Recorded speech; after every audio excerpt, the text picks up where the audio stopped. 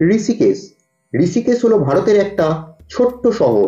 এখানেই মা গঙ্গা শিবের জটা থেকে মুক্তি পেয়ে পৃথিবীতে নেমেছিলেন।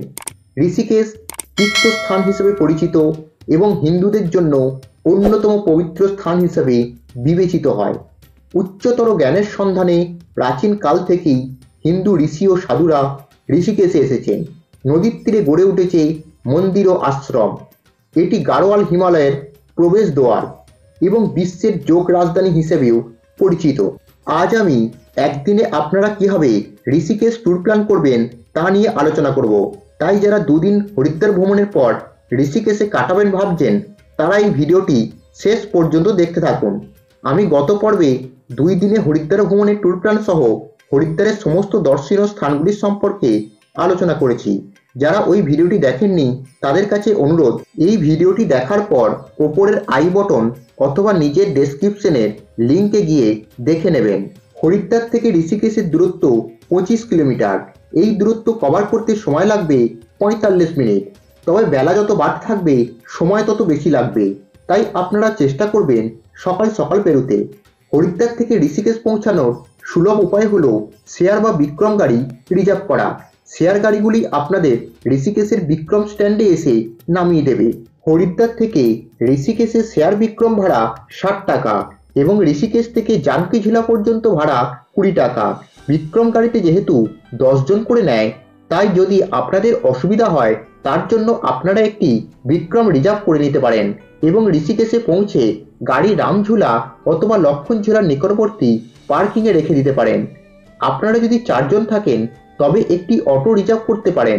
তার ভাড়া পড়বে 1200 থেকে 1300 টাকার মতো। আর যদি 4 জনের বেশি হন তবে একটি বিক্রম ভাড়া করতে পারেন। তার ভাড়া পড়বে 1400 থেকে 1500 টাকার মতন। এছাড়াও আপনারা চাইলে গাড়ি ভাড়া করে ঋষিকেশে আসতে পারেন। এক্ষেত্রে 4 সিটার ভাড়া 1800 থেকে 2000 টাকা এবং 8 সিটার ভাড়া 2200 থেকে 2500 টাকার মতন। আপনারা টোটো বা অটো যে করেই আসেন না কেন তার পার্কিং চার্জ আপনাদেরকেই দিতে হবে। এক্ষেত্রে পার্কিং চার্জ 100 টাকা হোল ডে। সিজন অনুযায়ী ভাড়ার পরিবর্তন হতে পারে। ঋষিকেশে পৌঁছে আপনারা পায়ে হেঁটে অথবা শেয়ার টোটোতে করে ঋষিকেশের এক দর্শনীয় স্থান থেকে আরেক দর্শনীয় স্থান ঘুরে দেখতে পারেন। তার জন্য খরচ হবে 10 থেকে 20 টাকার মতন। এছাড়া আপনারা স্কুটি ভাড়া করেও ঘুরতে পারেন। এক্ষেত্রে খরচ হবে 400 থেকে 600 টাকার মতন। এবার বলি আপনারা কি কি ঘুরে দেখবেন। ঋষিকেশের গঙ্গা পারাপারের জন্য 2018 সালের আগে পর্যন্ত রামঝুলা এবং লক্ষ্মণঝুলা এই দুটি ব্রিজই ছিল একমাত্র ভরসা। কিন্তু সময়ের সঙ্গে সঙ্গে ব্রিজ দুটির ভার ক্ষমতা কমে আসার কারণে আরেকটি ব্রিজের নির্মাণ করা হয়, যা 2018 সাল থেকে পর্যটকদের জন্য খুলে দেওয়া হয় এবং তার নাম রাখা হয় জানকীঝুলা। 2074 মিটার দীর্ঘ এই জানকীঝুলা 24 ঘন্টাই পর্যটকদের জন্য খোলা থাকে। এর কোনো টিকিট লাগে না।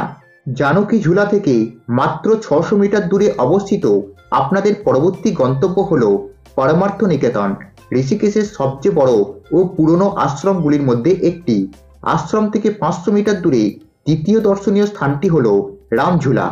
প্রথম দিকে এই ব্রিজটি ছিল গঙ্গা পারাপারের মাধ্যম। পরে ভক্তদের সমাগম বাড়ায় অন্য একটি ব্রিজ নির্মাণ করা হয়। রামঝুলা থেকে 900 মিটার দূরে অবস্থিত ঋষিকেশের আরেকটি দর্শনীয় স্থান হল ভূতনাথ মন্দির, যা ভগবান শিবকে উৎসর্গ করে বানানো। 13 তলা বিশিষ্ট এই মন্দিরটি সবচেয়ে উপরে রয়েছে একটি শিব মন্দির। মন্দিরটি সকাল 7টা থেকে সন্ধ্যে 6টা পর্যন্ত খোলা থাকে। এখানে প্রবেশ করতে কোনো প্রবেশ মূল্য লাগে না। এখান থেকে চলে আসুন পরবর্তী গন্তব্য নীলকান্ত মহাদেব মন্দির, যা লক্ষ্মণঝুলা থেকে 30 কিলোমিটার দূরে অবস্থিত।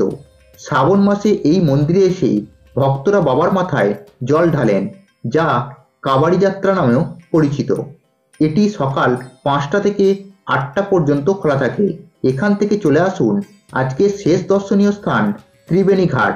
এই ত্রিবেণী ঘাটেই হিন্দুদের অতি পবিত্র 3টি নদী গঙ্গা, যমুনা ও সরস্বতী একসাথে মিলিত হয়েছে।